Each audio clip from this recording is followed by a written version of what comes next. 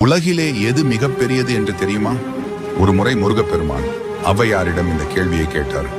அதற்கு ஔவையாரோ இந்த உலகம்தான் பெரியது என்றார்.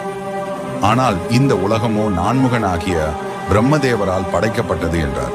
அப்போ பிரம்மன்தான் பெரியவரா என்றால், பிரம்மனோ திருமாலின் தொப்புள் கொடியில் தோன்றியவர். திருமால் தான் பெரியவரா என்றால், திருமாலோ அலைக்கடலில் தூங்குகிறவன். அப்போ கடல்தான் பெரியதா என்றால், அத்தனை பெரிய கடலே ஒருமுறை அகத்திய முனிவரின் உள்ளங்கையில் அடங்கியது. அப்போ அகத்தியர் தான் பெரியவரா என்றால், அந்த அகத்தியரோ ஒரு சிறிய கலயத்தில் அடங்கியிருந்தவர். கலயம்தான் பெரியதா என்றால், அந்த கலயமோ இந்த பூமியில் உள்ள மண்ணால் செய்யப்பட்டது.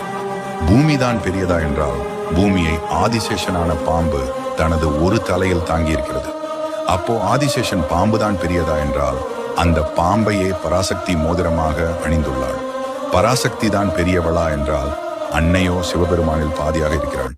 அப்போ சிவன் தான் பெரியவரா என்றால், அந்த சிவனோ அடியவர்களின் உள்ளத்தில் ஒடுங்கியிருக்கிறான். எனவே அடியவர்களின் பெருமைதான் உலகிலே பெரியது என்று கூறினார்.